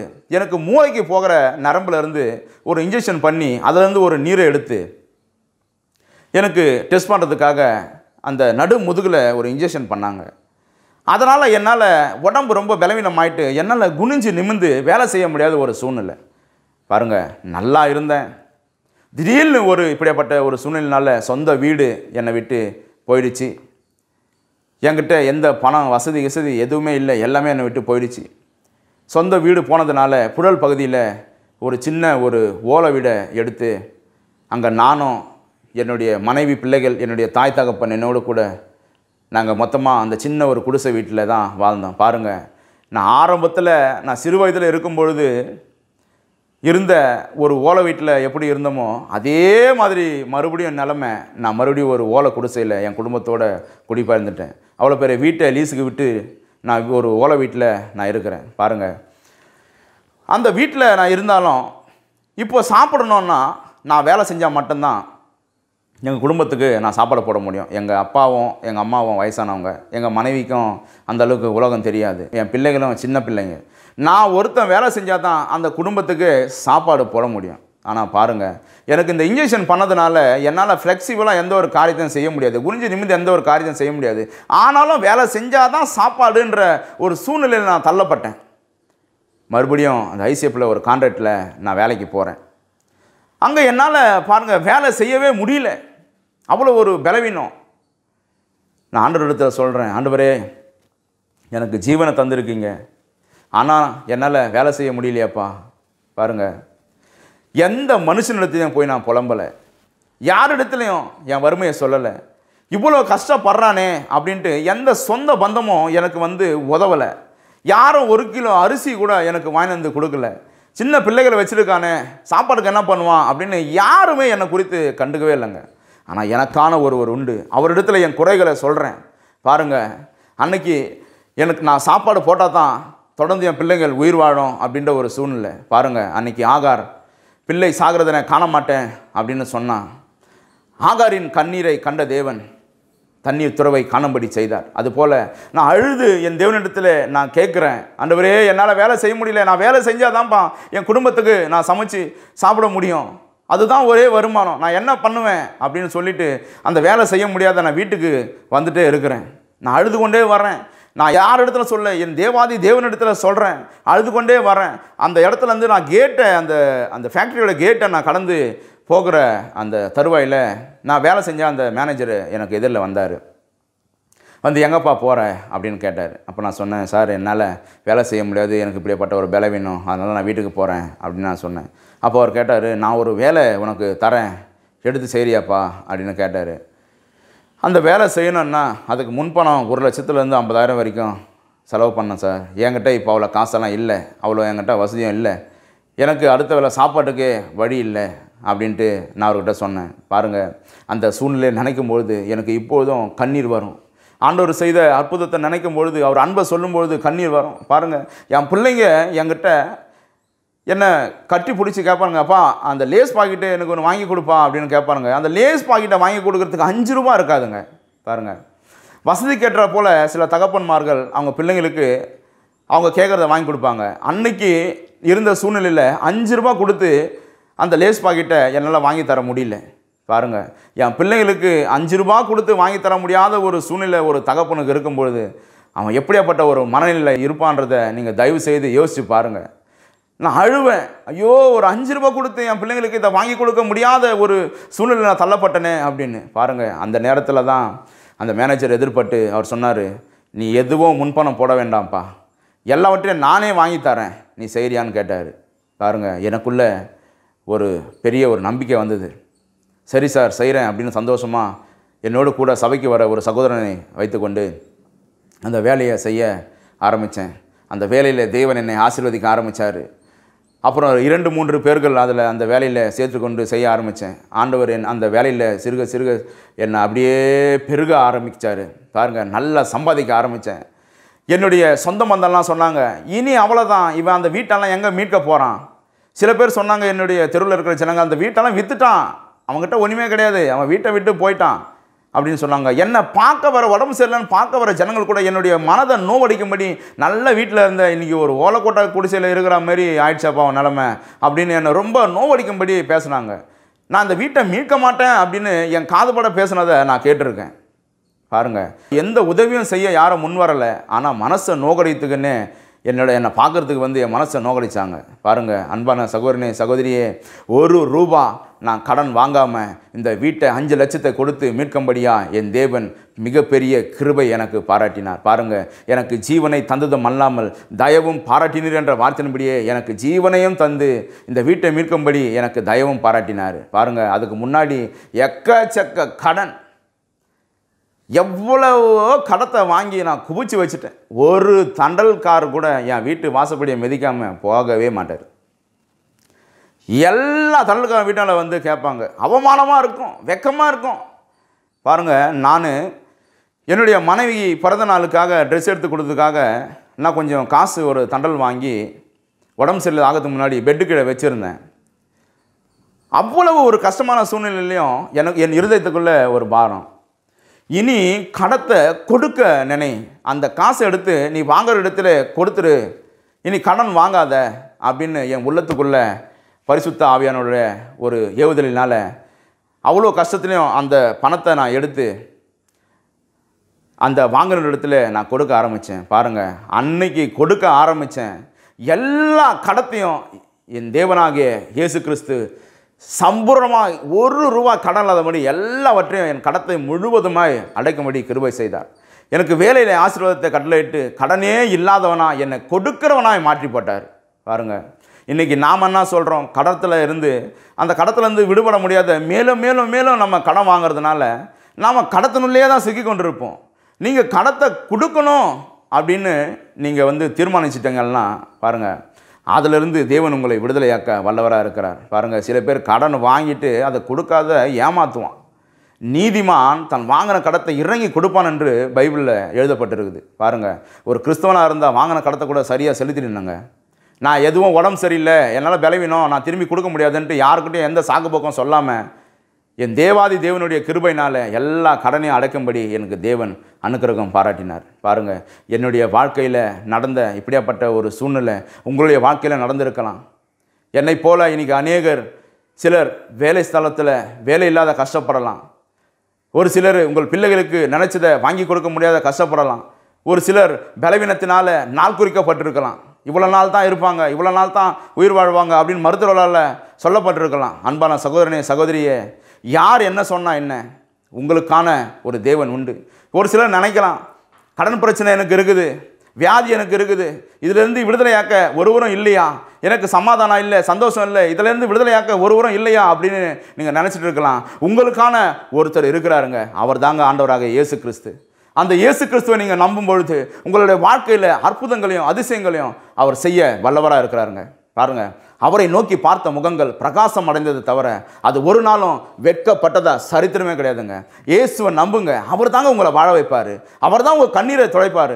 என்னுடைய கண்ணீரை, என் குடும்பத்தில் இருந்த கண்ணீரை முற்றிலுமாய் துடைத்து இன்னைக்கு மீண்டுமாய் நான் முன்ன இருந்ததை காட்டிலும் இன்னைக்கு அதிகமாக ஆசீர்வதிக்கப்பட்டவனா நான் இருக்கிறேன். இன்னைக்கு என் பிள்ளைங்க கேட்குறதெல்லாம் என்னால் வாங்கி கொடுக்க முடியுது. இன்னைக்கு எல்லாவற்றையும் செய்ய எனக்கு பலனை தந்திருக்கிறாரு. பாருங்கள், ஐஸ்வர்யத்தை சம்பாதிக்கும்படியான பலனை தேவன் கொடுத்து இன்றைக்கி என்னை ஆசீர்வாதமாக வச்சுருக்கிறாரு. இதை ஏன் உங்கள்கிட்ட சொல்லிட்டு இருக்கிறேன்னா, என்னை போல் நீங்களும் இப்படியாப்பட்ட சூழ்நிலையில் இருக்கலாம். நீங்கள் இயேசுவை நம்பினா மட்டும் போதுங்க, கடுகளவு விசுவாசித்தா போதும். இப்பொழுதே என்ன பண்ணுறீங்க, உங்கள் வீட்டின் அறைக்கதவை பூட்டுங்க, இயேசுவேன்னு கூப்பிடுங்க. இதை கேட்குற சகல பாஷைக்காரரும் சகல ஜாதிக்காரரும் யாரானா இருங்க, இயேசுவை ஒரு விஷயம் நீங்கள் கூப்பிடுங்க, அவர் உங்கள் வாழ்க்கையை மாற்றி போட வல்லவராக இருக்கிறார். ரட்சிக்கக்கூடாதபடி அவர் கரம் குறுகி போகவில்லை என்று வேதம் சொல்கிறது. அவர் நேற்றும் இன்றும் என்றும் மாறாத தேவனாக இருக்கிறார். அன்பான சகோதரனே சகோதரியே, இயேசு கிறிஸ்துவை நீங்கள் கூப்பிடுங்கள். நீங்கள் தேடி எங்கேயும் ஓட வேணாங்க.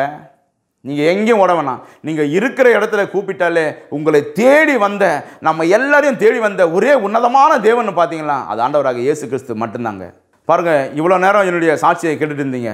நான் எப்படி ஆண்டவருடைய ஊழியத்துக்குள்ளே வந்தேன்னு சொல்கிறேன் கேளுங்க. நல்லா என்னுடைய கடன் பிரச்சனை எல்லாம் தீர்ந்துருச்சு. நல்லா சம்பாதிக்க ஆரம்பிச்சிட்டேன். இப்போ பணம் என்னிடத்தில் இருக்குது. என்னுடைய மனைவி பிள்ளைகளோடு நான் பக்கத்தில் இருக்கிற மெரினா பீச்சில் மாலை பொழுதை கழிக்கிறதுக்காக என் மனைவி பிள்ளைகளோடு நான் அங்கே இருந்தேன். அப்போது அங்கே பார்த்தீங்கன்னா 2 பேர் ஆண்டவராக இயேசு கிறிஸ்துவை பற்றி நல்லா சத்தமாக சொல்லிட்டு போயிட்டு இருக்காங்க. பின்னாடி 2 பேர் ட்ராக்ஸ் கொடுத்துட்டே போயிட்டு இருக்காங்க. அப்போ என் உள்ளத்தில் ஒரு உணர்வு, உனக்கு நல்ல வாழ்க்கையை கொடுத்துருக்குறேன், நல்ல ஜீவனை கொடுத்துருக்குறேன், ஆனால் நீயும் இந்த மாலை வேலையை இப்படி வீணாய் கழித்து கொண்டு இருக்கிறியே, நீ எனக்காக என்ன செய்த அப்படின்னு என் இருதயத்தில் ஒரு ஏவுதல் உண்டாச்சு.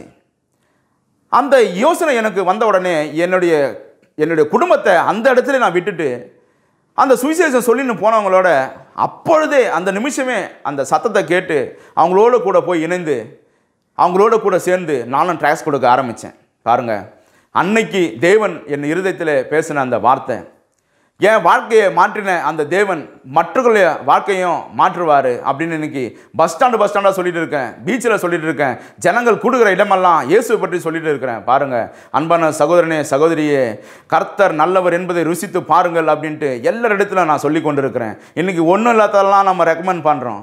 என்னை வாழ வச்சவரை குறித்து நான் சொல்ல தேவையில்லையா? சுவிசேஷம் ஒவ்வொரு மேலும் விழுந்த கடமையாக இருக்கிறது.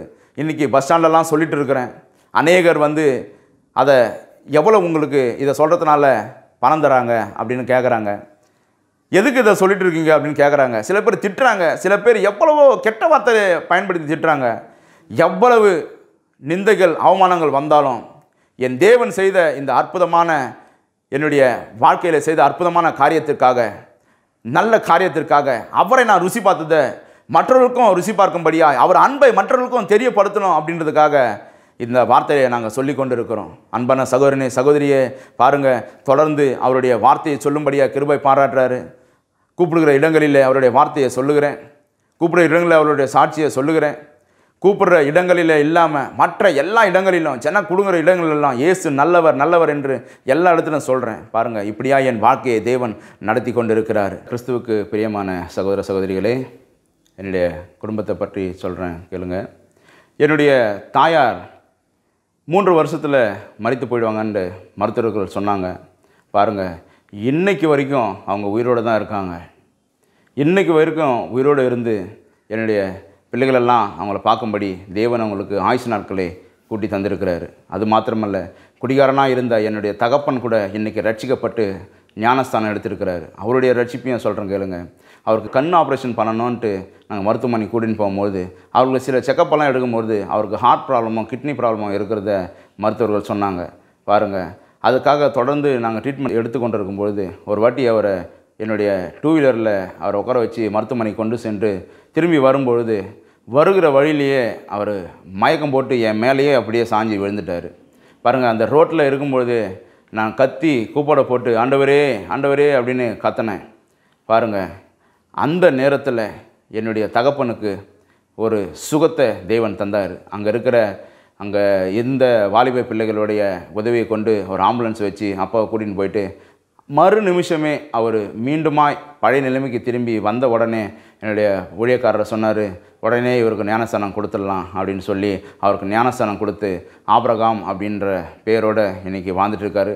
என்னுடைய பெரிய பையன் 9வது வகுப்பு படிச்சுட்டு இருக்கான். என்னுடைய 2வது பையன் 6ஆம் வகுப்பு படிச்சுட்டு இருக்கான். இன்றைக்கி நாங்கள் குடும்பமாக ஆண்டவருக்காக ஊழியம் செய்கிறோம். எல்லா இடத்துலையும் போயிட்டு அவரை பற்றி கர்த்தர் நல்லவர் என்று எல்லா ஜனங்களிடத்தில் சொல்லிகிட்டு இருக்கிறோம். இன்றைக்கி நானும் என் தாய், என் தகப்பன், என் மனைவி, பிள்ளைகள் எல்லாரும் ஒரே குடும்பமாக இருந்து நாங்கள் சந்தோஷத்தோடு கர்த்தருக்குள்ளே நாங்கள் வாழ்ந்து கொண்டு இருக்கிறோம். இந்த இயேசு தான் உண்மையான தெய்வம். அந்த உண்மையான தெய்வமாக இயேசு கிறிஸ்துவை உங்கள் இல்லத்திலும் உங்கள் உள்ளத்திலும் ஏற்றுக்கொள்ளுங்கள். உங்களுக்காக இப்பொழுது ஜெபிக்கலாமா? கிருபையும் இரக்கம் நிறைந்த எங்கள் அன்பின் தகப்பனே, இதோ இந்த அடிமையின் வாழ்க்கையிலே நீர் செய்த அற்புதங்களை, அதிசயங்களை ஆண்டவரே பிறருக்கு சொல்லும்படியாய் ஆண்டவரே இதோ இந்த கிரைஸ்ட் சேனல் மூலியமாய் ஆண்டவரே இதோ சொல்லியிருக்கிற ஆண்டவரே, நீர் என் வாழ்க்கையில் செய்திருக்கிற அற்புதத்தை பிறருடைய வாழ்க்கையிலும் செய்ய வல்லவர் என்பதை இந்த வீடியோ வாயிலாக பார்க்கிற ஒவ்வொரு ஜனங்களும் விசுவாசிக்கும்படியாய் கிருபை செய்ய வேண்டுமா ஜெபிக்கிறோம் ஆண்டவரே. இதோ ராஜாவே, நான் சொன்னது எதையோ கட்டுக்கதையோ ஏதோ அல்ல, உம்முடைய வார்த்தையை சொல்லியிருக்கிறேன். தெக்கத்தி வெள்ளங்களை திருப்பது போல உம்முடைய வார்த்தைக்கு நேராக ஆண்டவரே ஒவ்வொரு இருதயங்களையும் திருப்பி கொள்வீராக. ஆண்டவரே ஒவ்வொருவரும் ரட்சிப்புக்களாய் நடத்த வேண்டுமா ஜெபிக்கிறோம் ஆண்டவரே. இதோ தகப்பனே, இந்த வீடியோ ஆண்டவரே வாயிலாக இந்த ஊழியத்தை செய்து கொண்டிருக்கிற அன்பு ஐயா தானியல் ஐயாவுக்காகவும் அவருடைய குடும்பத்திற்காகவும் அவருடைய ஊழியத்திற்காகவும் ஜெபிக்கிறோம் ஆண்டவரே. இன்னும் ஆண்டவரே இதிலும் மேன்மையானதை காண்பா என்ற வார்த்தையின்படியே இன்னும் இந்த ஊழியம் பெருகட்டும் ஆண்டவரே. இந்த ஊழியத்தையும் அவருடைய குடும்பத்தையும் என் தேவன் ஆசீர்வதிக்க வேண்டுமா ஜெபிக்கிறேன். சின்னவன் ஆயிரமும் சிறியவன் பலத்த ஜாதியும் ஆவான் என்று சொன்ன வார்த்தையின்படியே இன்னும் ஆண்டவரே பலிகி பெருகட்டும் ஆண்டவரே. யாவேசின் எல்லையை பெரிதாக்கின கர்த்தர் இந்த ஊழியத்தின் எல்லையும் பெரிதாக்க வேண்டுமா ஜெபிக்கிறோம் ஆண்டவரே. இதோ இந்த சாட்சியை கேட்டிருக்கிற ஒவ்வொருவரையும் ஆசீர்வதிங்க. அவர்களுக்குள்ள ஒரு நம்பிக்கை, விசுவாசம் ஆண்டவரே உம்மை குறித்ததான ஆண்டவரே விசுவாசம் பெருகட்டும் ஆண்டவரே. இதோ என் தேவ ஆவியானவர் இப்பொழுதே ஒவ்வொரு இருதயங்களையும் ஆளுகை செய்வீராக. நீர் கூப்பிடுகிற யாவருக்கும் சமீபம் என்று அவர்கள் அறிந்து கொள்ளும்படியா என் தேவன் இப்பொழுது அனுக்கிரகம் செய்ய வேண்டுமா ஜெபிக்கிறோம் ஆண்டவரே. தொடர்ந்து நடத்துங்க, பெரிய காரியங்களை செய்யுங்க. நீர் பெருகவும் நான் சிறுகவும் வேண்டும். மீட்பர் இயேசு கிறிஸ்துவின் நல்ல நாமத்திலே ஜெபிக்கிறோம் எங்கள் ஜீவனின் நல்ல பிதாவே. ஆமீன், ஆமீன். அன்புக்குரியவர்களே, இப்பொழுது ரிச்சி சேரிட்டி ட்ரஸ்ட் மூலமாக ஒரு கிராமத்தையே தத்தெடுத்து அந்த கிராமத்தில் வசிக்கும் கைவிடப்பட்ட திக்கற்ற முதியோர்களை கண்டுபிடித்து அவர்களுக்கு ஜாதி மதம் என்று பாராமல் தினமும் உணவளித்து வருகிறோம். எனக்கு சாப்பாடு கொடுக்கறதுக்கா ஆளே இல்லை, வீட்டில் சாப்பிடுன்னு சொல்கிறவங்களே இல்லை. அந்த மாதிரி வர வாங்கிட்டேன். இப்படி ரொம்ப வேதனையாக இருந்தேன். நான் நம்மளுக்கு சாகிற நேரத்தில் இன்னும் சுயநாள் கிடச்சின்னு வேதனையாக இருந்தேன். அப்போது ஏசப்பா சாப்பாடு போய் சாப்பிட்லாம் அப்படின்ட்டு சந்தோஷமாக வந்தேன். வந்து சாப்பிட்டுங்கிறேன். சாப்பாடு போடுறவங்களுக்கெல்லாம் நன்றி ஏசப்பா, நல்லா வாயினவங்க நல்லா இருக்கணும், எங்களுக்கெல்லாம் சாப்பாடு கொடுக்குறாங்க, நாங்கள் பசியில்லாத சாப்பிட்றோம், அவங்க நல்லா இருக்கணும், அவங்க நல்லா இருந்தால் எங்களுக்கு ஒன்றும் கொஞ்சம் சாப்பாடு சாகர வழியாக கொஞ்சம் சாப்பாடு கொடுப்பாங்க. எனக்கு யாரும் கிடையாது, பிள்ளை இல்லை, பொண்ணு இல்லை, யாரும் இல்லை. சாப்பாடு பாரு ஐயாவா, நல்லா ஊடு குடும்பம் நல்லா ஆசீர்வதிக்கணும் ஆண்டவரை. ஏச நாமத்தில் மகிமுண்டாட்டு நான் ஒரு அண்ணாச்சி சாமி நான் வர்றேன்.